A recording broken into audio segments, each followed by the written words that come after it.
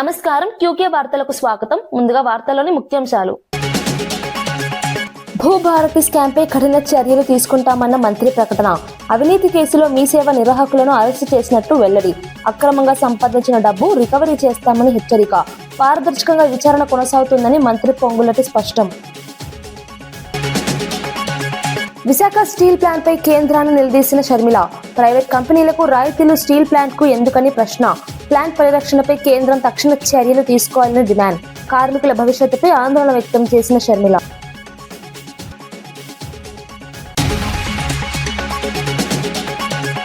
జీవన్ రెడ్డి రాజీనామాపై చర్చలు కొనసాగుతున్నాయన్న మహేష్ గౌడ్. పార్టీ వదిలి వెళ్లొద్దని జీవన్ రెడ్డిని కోరిన పీసీసీ అధ్యక్షుడు. చర్చల తర్వాత కూడా పరిస్థితి మారలేదని నేతల వ్యాఖ్యలు. కాంగ్రెస్ లో ఉద్రిక్తత పెంచిన జీవన్ రెడ్డి వ్యవహారం. కారుణ్య నియామకాలతో కుటుంబాలకు భరోసా కల్పించిన సీతక్క. మృతి చెందిన ఉద్యోగుల కుటుంబాలకు నియామక పత్రాల అందజేత. పెండింగ్ దరఖాస్తులను పరిశీలించి ఉద్యోగాలు కల్పించిన ప్రభుత్వం. బాధిత కుటుంబాలకు ఆర్థిక భరోసా కల్పించడమే లక్ష్యమని వ్యాఖ్య. జీవన్ రెడ్డి రాజీనామా అంశంపై టీపీసీసీ అధ్యక్షుడు మహేష్ కుమార్ గౌడ్ కీలకంగా స్పందించారు. జీవన్ రెడ్డిని కలిసి పార్టీ వదిలి వెళ్లొద్దని విజ్ఞప్తి చేసినట్టు తెలిపారు.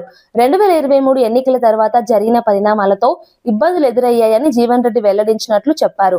కార్యకర్తల సూచనల మేరకే ఈ నిర్ణయం తీసుకున్నానని ఆయన పేర్కొన్నట్లు తెలిపారు. రాజీనామా చేయకుండా ఉండాలని ఆశతో వెళ్లినా పరిస్థితి మారలేదని చెప్పారు.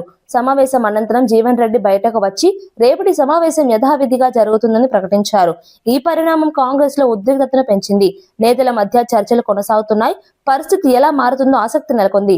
రాజకీయంగా కీలక పరిణామంగా మారింది. కొన్నిసార్లు కొన్ని నిర్ణయాలు రాజకీయంగా తీసుకున్నప్పుడు కొన్ని ఇబ్బందులు వస్తూ ఉంటాయి. దాంట్లో భాగంగానే జీవన్ రెడ్డి గారు కూడా ఇబ్బంది పడ్డారు. రాజీనామా చేయరనే ఆశతో నేను పోతా ఉన్నాను. దివ్యాంగుల సమస్యలపై కేటీఆర్ స్పందించారు. అసెంబ్లీ బయట ఆయన్ను కలిసిన దివ్యాంగులు తమ సమస్యలను వివరించారు. ఎన్నికల ముందు ఇచ్చిన 6,000 రూపాయల పెన్షన్ హామీని ప్రభుత్వం నెరవేర్చలేదని ఆయన విమర్శించారు. ప్రస్తుత పెన్షన్లు కూడా సకాలంలో అందడం లేదని అన్నారు. దివ్యాంగుల సంక్షేమాన్ని ప్రభుత్వం నిర్లక్ష్యం చేస్తుందని ధ్వజమెత్తారు. రేపు ఇందిరా పార్క్ వద్ద చేపట్టే నిరసన దీక్షకు బీఆర్ఎస్ పూర్తి మద్దతు ప్రకటించారు. దివ్యాంగుల హక్కుల కోసం పోరాటం కొనసాగుతుందని తెలిపారు. ప్రభుత్వం వెంటనే స్పందించాలని డిమాండ్ చేశారు. ఈ అంశం రాజకీయంగా ప్రాధాన్యత సంతరించుకుంది. చదువుల విషయంలో కానీ చాలా వాగ్దానాలు వారి అభయహస్తం మేనిఫెస్టోలో చాలా వివరంగా ఇచ్చారు. అవన్నీ కూడా ఇవాళ మా సోదరుల దగ్గర చాలా వివరంగా వారి ఫోన్లలో వారి మనసుల్లో ముద్రించుకొని పోయి ఇవాళ నిజానికి శారీరకంగా తెల్లారి లేస్తే అవస్థలు పడే దివ్యాంగులు వారు కోరుతున్నది ప్రత్యేకంగా కొత్తగా ఏమీ లేదు. కాంగ్రెస్ ఇచ్చిన హామీలు నిలబెట్టుకోవాలని, కాంగ్రెస్ పార్టీగా ఇచ్చిన హామీలు వెంటనే అమలు చేయాలని వారి వాళ్ళ అసెంబ్లీలోకి నిజానికి రావాలని ప్రయత్నం చేశారు. నేను అడిగాను, అసెంబ్లీలో లోపలికి రానియండి, మా లెజిస్లేచర్ పార్టీ ఆఫీసులో కలుద్దాము, వారు బయట రోడ్ల మీద కలవడం కరెక్ట్ కాదు. కానీ వీళ్ళందరూ వస్తే మాకేదో ఇబ్బంది అవుతుంది, వాళ్ళు వద్దు అని చెప్పి పాసులు కూడా ఇవ్వకుండా సతాయిస్తే ఇక్కడ నడి రోడ్డు మీద వారందరినీ ఇక్కడ కలవాల్సిన దుస్థితి ఈ రాష్ట్రంలో ఈరోజు ఉంది. దివ్యాంగుల గురించి ఆనాడు కల్లబొల్లి కబుర్లు చెప్పి ఓట్లు పొంది ఇవాళ గద్దెనెక్కిన కాంగ్రెస్ పార్టీని మేము ఈ బడ్జెట్ సెషన్లో శాసనసభలో కూడా నిలదీస్తాము, అడుగుతాం. 6,000 పెన్షన్ ఎందుకు ఇంకా ఇవ్వట్లేదు? పక్క రాష్ట్రంలో 6,000 పెన్షన్ ఇస్తున్నారు. మరి మీరు గద్దెనెక్కిన 3వ బడ్జెట్ ఇది, అంటే 60% సమయం అయిపోయిన తర్వాత కూడా ఎందుకు ఇంకా డబ్బులు కేటాయించట్లేదు? నిలదీస్తాము. దాంతోపాటు దివ్యాంగుల గతంలో మేము డబుల్ బెడ్రూమ్ ఇల్లు ఇచ్చి ఆదుకునే ప్రయత్నం చేశాము. ప్రతి దానిలో కోటా పెట్టి వారిని ఆదుకునే ప్రయత్నం చేశాము. భవిష్యత్తులో ఇంకా ఎక్కువ చేస్తాము. కానీ ఈ రోజు ఈ ప్రభుత్వాన్ని మాత్రం వారికి ఇచ్చిన హామీలు, ముఖ్యంగా దివ్యాంగ సోదరులకు సోదరీమణులకు ఇచ్చిన హామీలు అమలు చేసేదాకా వదిలిపెట్టాం. రేపు ఇందిరా పార్క్ దగ్గర కూడా వారు రిలే నిరాహార దీక్షలకు పిలుపునిచ్చారు. దానికి కూడా మా మద్దతు ఉంటుంది. మా పార్టీ నాయకులు కూడా హాజరవుతాం. తప్పకుండా దాన్ని కూడా మరి విజయవంతం చేయాల్సిందిగా రాష్ట్రంలోని దివ్యాంగ సోదరులకు కూడా విజ్ఞప్తి చేస్తూ ప్రభుత్వం వెంటనే కళ్ళు తెరిచి మరి ముందుకు వచ్చి వారికి ఇచ్చిన హామీలు అమలు చేయాలని చెప్పి డిమాండ్ చేస్తాం.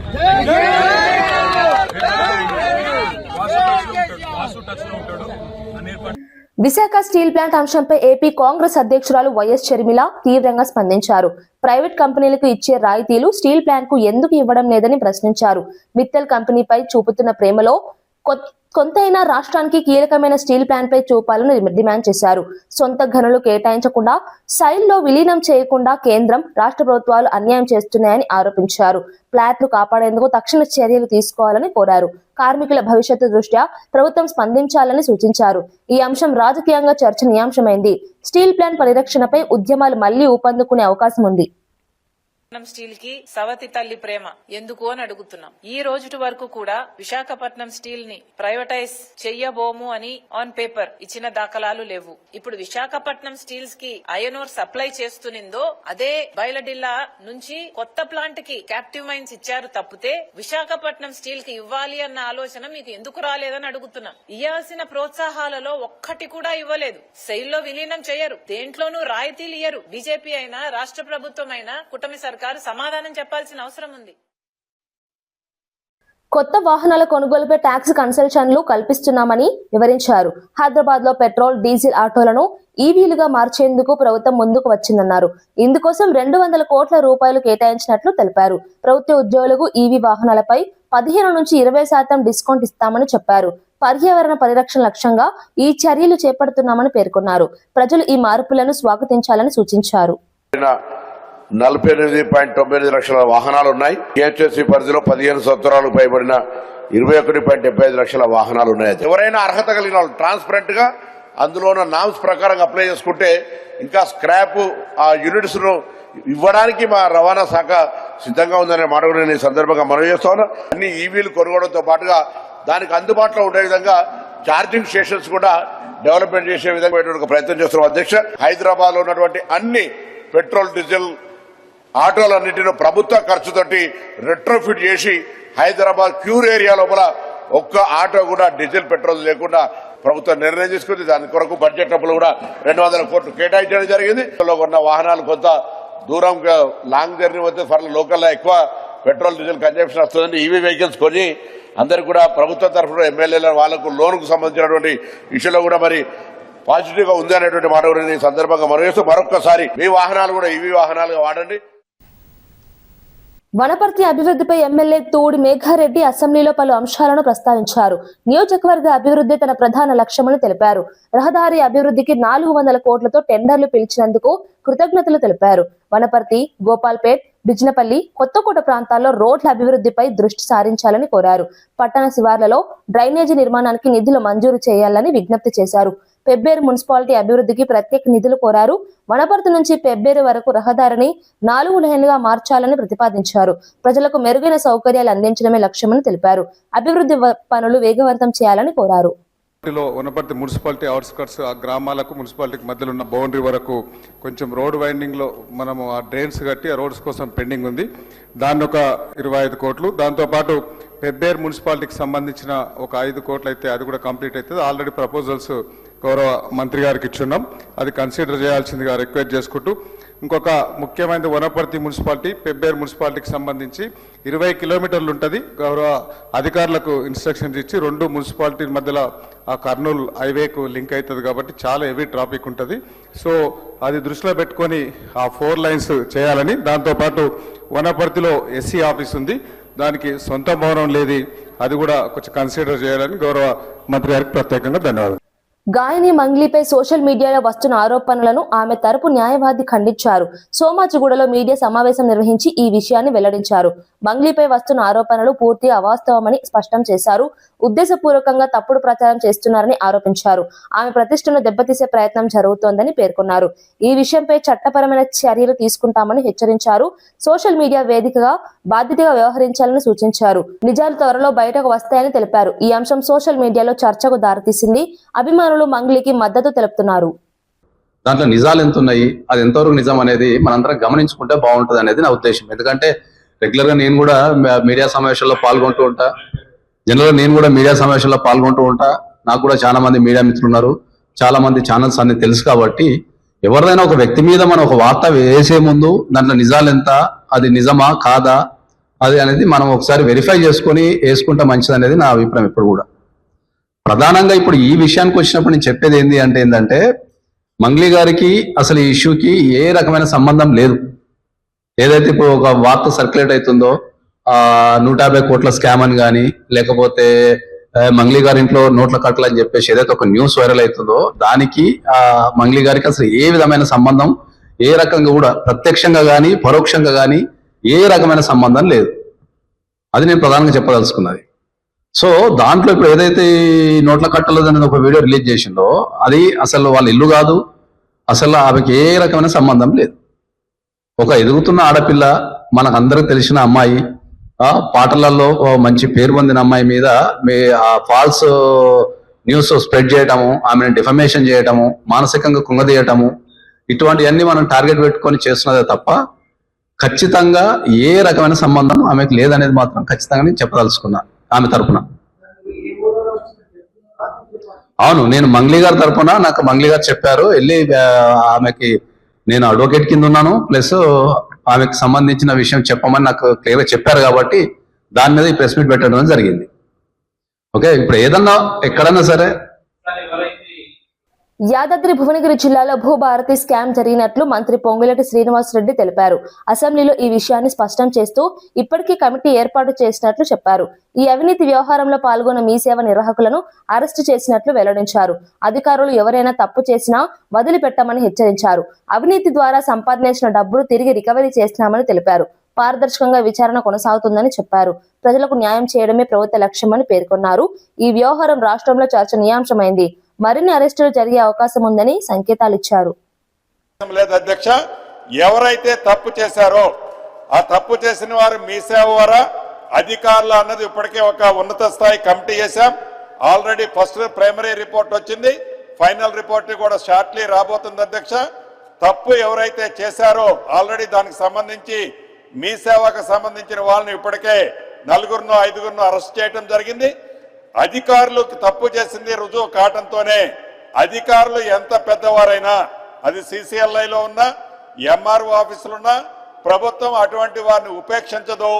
ప్రజలకి కానీ రైతులకి కానీ అదనంగా ₹1 కూడా వారి దగ్గర నుంచి వసూలు చేయకుండా ప్రభుత్వ సొమ్ము ఎవరైతే కొల్లగొట్టారో వారి దగ్గర నుంచే రికవరీ చేయటం జరుగుద్దని తమరి ద్వారా గౌరవ సభ్యులకు తెలియజేస్తున్నాను అధ్యక్ష.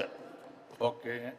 మంత్రి సీతక్క కారుణ్య నియామకాల ద్వారా అనేక కుటుంబాలకు భరోసా కల్పించారు. విధి నిర్వహణలో మరణించిన ప్రభుత్వ ఉద్యోగుల కుటుంబాలకు నియామక పత్రాలు అందజేశారు. పెండింగ్ లో ఉన్న దరఖాస్తులను పరిశీలించి అర్హులైన వారికి త్వరితగతిన ఉద్యోగాలు కల్పించారు. ఈ పథకం ద్వారా బాధిత కుటుంబాలు ఆర్థికంగా నిలదొక్కునే అవకాశం కలుగుతుందని పేర్కొన్నారు. ప్రభుత్వ బాధ్యతగా ఈ చర్యలు చేపట్టామని చెప్పారు. ఉద్యోగాలు పొందిన వారు సమాజానికి సేవ చేయాలని సూచించారు. ప్రజలకు అందుబాటులో ఉండే నాయకత్వం చూపుతున్నారని అభిప్రాయాలు వ్యక్తమవుతున్నాయి. ఈ చర్యతో అనేక కుటుంబాలకు ఉపశమనం కలిగింది. ప్రభుత్వం సంక్షేమానికి ప్రాధాన్యత ఇస్తోందని స్పష్టం చేశారు. మరి ఇన్నాళ్లకు మన ముఖ్యమంత్రి రేవంత్ రెడ్డి గారి ఆధ్వర్యంలో ఈ ట్రైబల్స్కి అందరికి కూడా కారుణ్య నియామకం కింద వివిధ పోస్టులు ఇవ్వడం చాలా సంతోషం. ఈరోజు మన కొత్తగూడెం మండల కేంద్రంలో, పాకాల కొత్తగూడెం మండల కేంద్రంలో ఇవ్వడం జరిగింది. జవహర్ నగర్ డంపింగ్ యార్డు సమస్యపై మేడ్చల్ ఎమ్మెల్యే మల్లారెడ్డి అసెంబ్లీలో ఆవేదన వ్యక్తం చేశారు. గతంలో నిధులు కేటాయించి అభివృద్ధి చేసినా ప్రస్తుతం కాలుష్యం తీవ్రంగా పెరిగిందని తెలిపారు. పరిసర ప్రాంతాల్లో ప్రజలు అనారోగ్య సమస్యలతో బాధపడుతున్నారని పేర్కొన్నారు. ప్రభుత్వం తక్షణ చర్యలు తీసుకోవాలని డిమాండ్ చేశారు. ఇన్ఛార్జి మంత్రి శ్రీధర్ బాబు స్పందించి సమస్యను పరిశీలించాలని కోరారు. ప్రత్యేక నిధులు కేటాయించి పరిష్కారం చూపాలని సూచించారు. ప్రజల ఆరోగ్యం దృష్ట్యా చర్యలు అవసరమని అన్నారు. ఈ అంశం అసెంబ్లీలో చర్చనీయాంశమైంది. సమస్య పరిష్కారంపై ప్రభుత్వం స్పందించాల్సిన అవసరం ఉందని పేర్కొన్నారు. మిత్రుడైన నాకు అప్పుడు ఆయన మంత్రి ఉన్నప్పుడు 2009లో నా కాలేజీలకు హెల్ప్ కూడా చేసిండు ఆయన. కానీ అట్లా వచ్చినందుకు ఇప్పుడు మళ్ళీ మాకు ఇన్ఛార్జ్ మంత్రి అయినందుకు చాలా హ్యాపీగా ఫీల్ అయినా. కాకపోతే ఇప్పుడు ఎంత బాధపడుతున్నా అంటే అంత బాధపడుతున్నా, భరించలేను ఆ బాధను. నా గుండె ఇట్లా బాధతోటి భరించలేకపోతున్నా. ఎందుకంటే జవహర్ నగర్ అనే ప్రాంతము నా గుండెకాయ. అలా ప్రజలకు చెప్పిన, అందరికి చెప్పిన, దాన్ని అంతా కూడా GHMC మొత్తం చెత్త అంతా తెచ్చి కొన్ని ఏళ్ల సందే అడ్డే వేస్తున్నారు. పర్లే వేస్తున్నారు, అది కాంగ్రెస్ టైంలో సందే వేస్తున్నారు, ఇప్పటిదాకా కూడా వేస్తూనే ఉన్నారు. కంటిన్యూ కాంట్రాక్ట్ ఉంది వేస్తున్నారు. మీ దాంట్లోనే కంటిన్యూషన్ అని చెప్తున్నా. నా జర ఓకే అవుతా, నీకు దండం పెడతా. ఎందుకంటే ఆ చెత్త వేసినప్పుడు నేను మంత్రి ఉన్నప్పుడు మా KTR గారు 500 కోట్లు ఇచ్చిండు. చెత్తతోటి కరెంటు తయారు చేసే ఉత్పత్తి ప్లాంట్ ఆడ తయారు చేసినాం. దాన్ని అది కాకుండా 144 కోట్లతోటి క్యాపింగ్ పెట్టిన మొత్తం మట్టి పోసి గడ్డి పెట్టి అది గుట్ట లెక్క తయారు చేసినాం. దానికి తోడు వర్షాకాలంలో అందులో వచ్చిన మురుగునీళ్ళు అంత వస్తే ఫిల్టర్ చేసేందుకు 250 కోట్లు ఇచ్చినాం. వాటి ఎస్టీపీ అంత బాగా చేసి అందంగా వాసన రాకుండా చేస్తాం నా మంత్రి ఉన్నప్పుడు మా కేటీఆర్ సార్. అటువంటిది ఇప్పుడు 2 సంవత్సరాలు 4 నెలల సంది భరించలేము. కొత్త గుట్ట చెత్తకుండి తయారు చేసారు కొత్తది ఒకటి. అది రోగాన బారి పడుతున్నారు. వాటర్ల పొల్యూషన్, గాలిల పొల్యూషన్, భూమిల పొల్యూషన్, మురికి నీరు ఉండలేక 2 లక్షలన్నర ప్రజలు ఉంటున్నాడు. దయచేసి అన్నా శ్రీధర్ అన్న, నువ్వంటే నాకు చాలా అభిమానం. నన్ను పగబట్టకన్నా, ఎందుకంటే నా నియోజకవర్గం బంగారం అసలు దేశంలోనే నంబర్ 1 అసలు మేడ్చల్ నియోజకవర్గం. దాన్ని తుకుడలు అచలం కుతలం చేసేది. దాన్ని ఇప్పుడు దాన్ని 61 గ్రామాలు ఉండే, 3 మున్సిపాలిటీ కార్పొరేషన్లు ఉండే, 7 మున్సిపాలిటీ ఉండే. దాన్ని తీసుకుపోయి మొత్తం జిహెచ్ఎంసీ చేసారు. ఇప్పుడు 16 వార్డులు చేసారు. దాన్ని ఒక మోరీలు లేవు, రోడ్లు లేవు, డ్రైనేజీలు లేవు, కరెంట్ స్తంభాలు లేవు, ఏమీ లేదు. ఇంకా మారుమూలు గ్రామాలే ఉన్నాయి, పెంకుటిల్లే ఉన్నాయి. దాన్ని తీసుకుపోయి జిహెచ్ఎంసీలో కలిపారు. హైదరాబాద్ మస్తు డెవలప్ అయింది. కానీ ఆ జిహెచ్ఎంసీలో దాంట్లో కలిపినప్పుడు దయచేసి స్పెషల్ కేటగిరీ కింద జిహెచ్ఎంసీ చెత్త అంతా ఆడికే వస్తుంది. దాన్ని ఒకటి క్లీన్ చేసి మీకు దండం పెడతా. ఎందుకంటే అలా నేను ఉండలేకపోతున్నా. నేను ఎందుకు వస్తున్నా, ఎందుకు గెలిచినరా ఇక్కడి నుంచి అని భరించలేకపోతున్నా. నేను శ్రీధర్ అన్న మీకు దండం. సంగారెడ్డి జిల్లా పోతిరెడ్డిపల్లిలో టీబీ అవగాహన కార్యక్రమం నిర్వహించారు. ప్రపంచ క్షయవాది దినోత్సవం సందర్భంగా ఈ కార్యక్రమం చేపట్టారు. జిల్లా కలెక్టర్ ప్రావీణ్య జెండా ఆవిష్కరించి కార్యక్రమాన్ని ప్రారంభించారు. టీబీ ముక్త్ భారత్ కార్యక్రమాన్ని ప్రజలు ఉపయోగించుకోవాలని పిలుపునిచ్చారు. అవగాహన పెంచితేనే వ్యాధిని పూర్తిగా నిర్మూలించవచ్చని తెలిపారు. కార్యక్రమంలో వైద్య సిబ్బంది, ఆశా వర్కర్లు, విద్యార్థులు పాల్గొన్నారు. నివారణపై నినాదాలతో ప్రజల్లో చైతన్యం కల్పించారు. ఆరోగ్యంపై శ్రద్ధ అవసరమని సూచించారు. సమాజం మొత్తం కలిసి పనిచేస్తే టీబీ నిర్మూలన సాధ్యమని తెలిపారు. కార్యక్రమాన్ని మా హెల్త్ సెంటర్ దగ్గర ఏర్పాటు చేసి ఇక్కడ మా గ్రామంలోని ప్రజలలో కూడా అవేర్నెస్ తీసుకురావడానికి సంబంధించి మంచి విషయాలు ఇక్కడ డాక్టర్స్ గారు చెప్పడం జరిగింది. ఇవే విషయాలు మన స్థానికంగా ఉన్న హెల్త్ సెంటర్ లో పనిచేసే వాళ్ళ స్టాఫ్ అందరూ కూడా విలేజ్ లో డోర్ టు డోర్ మీరు క్యాంపెయిన్ చేస్తారు కాబట్టి వారందరికీ కూడా పర్సనల్ గా కలుసుకుంటూ ఎవరైనా సిమ్టమ్స్ ఎక్కువగా ఉంటే మీరు వెంటనే మన దగ్గర స్కానర్ ఇక్కడ మన దగ్గర పెట్టారు కాబట్టి మిషన్ 5-6 రోజులు ఇక్కడనే ఉంటుందని చెప్పి మేడం గారు కూడా చెప్పడం జరిగింది. ఇక్కడ ఉన్న ఈ ఏర్పాట్లను వినియోగించి స్థానికంగా ఉన్న ఎవరైనా పేషెంట్స్ ఉంటే వారిని తీసుకొని వచ్చి వారికి అవేర్నెస్ కలిగించి గవర్నమెంట్ వాళ్ళకి ప్రొవైడ్ చేసే ఈ 6,000 కానీ వాళ్ళకు కిట్ కానీ ఏదైతే ఇస్తున్నారో వాళ్ళకి చెప్పి వాళ్ళ లోపల ధైర్యం నింపి ఇది ఇంకొకరికి సోకకుండా మనం జాగ్రత్త పడి మన వంతు సహాయంగా మనం పనిచేయాలని, అందులో భాగంగా నేను కూడా వార్డు కౌన్సిలర్ గా నేను కూడా ఈ విలేజ్ లో అవేర్నెస్ ప్రోగ్రామ్ ని ప్రతి ఒక్కరికి మాకు తెలిసిన మా యూత్ సభ్యుల ద్వారా విలేజ్ మొత్తం తిరిగి ఎవరైనా అలాంటి పేషెంట్స్ ఉన్నా కూడా మీ దృష్టికి తీసుకొచ్చి. మల్లాపూర్లో నూతన మొబైల్ లాంచ్ కార్యక్రమం ఘనంగా నిర్వహించారు. తిరుమల మొబైల్ షాప్ లో నిర్వహించిన ఈ కార్యక్రమానికి నటి ఇనియా సుల్తానా ముఖ్య అతిథిగా హాజరయ్యారు. నథింగ్ ఆర్ మొబైల్ ను అధికారికంగా లాంచ్ చేశారు. ఈ మొబైల్ ప్రత్యేకతలు ప్రపంచ స్థాయిలో ఉన్నాయని నిర్వాహకులు తెలిపారు. మెటాలిక్ డిజైన్, ఫాస్ట్ ఛార్జింగ్, అద్భుతమైన కెమెరా ఫీచర్లు ఉన్నాయని వివరించారు. వినియోగదారులకు కొత్త అనుభూతి అందిస్తుందని చెప్పారు. కార్యక్రమంలో స్థానికులు, అభిమానులు పెద్ద సంఖ్యలో పాల్గొన్నారు. టెక్నాలజీ రంగంలో ఇది కొత్త మైలురాయిగా భావిస్తున్నారు.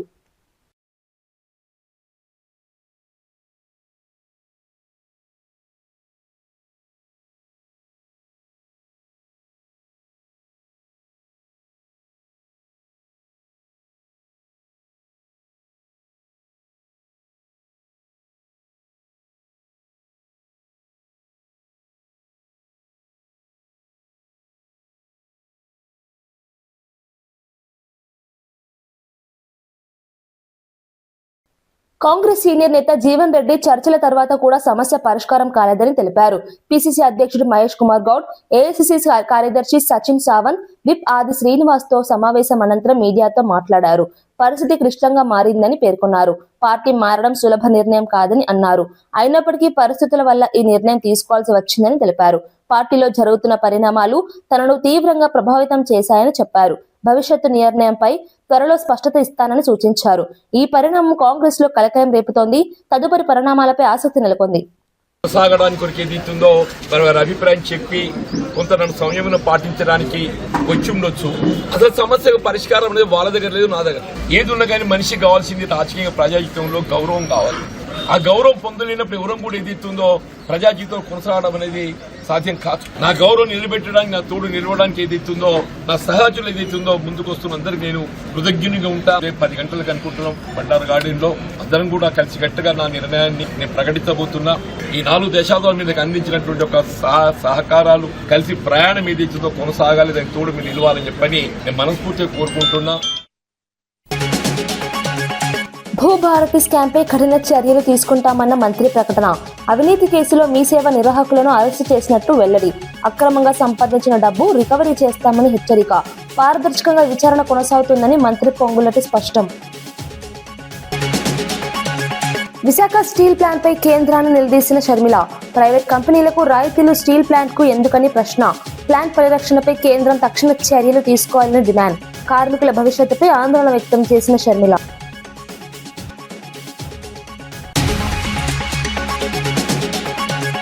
జీవన్ రెడ్డి రాజీనామాపై చర్చలు కొనసాగుతున్నాయన్న మహేష్ గౌడ్. పార్టీ వదిలి వెళ్లొద్దని జీవన్ రెడ్డిని కోరిన పీసీసీ అధ్యక్షుడు. చర్చల తర్వాత కూడా పరిస్థితి మారలేదని నేతల వ్యాఖ్యలు. కాంగ్రెస్ లో ఉద్రిక్తత పెంచిన జీవన్ రెడ్డి వ్యవహారం. కారుణ్య నియామకాలతో కుటుంబాలకు భరోసా కల్పించిన సీతక్క. మృతి చెందిన ఉద్యోగుల కుటుంబాలకు నియామక పత్రాల అందజేత. పెండింగ్ దరఖాస్తులను పరిశీలించి ఉద్యోగాలు కల్పించిన ప్రభుత్వం. బాధిత కుటుంబాలకు ఆర్థిక భరోసా కల్పించడమే లక్ష్యమని వ్యాఖ్య.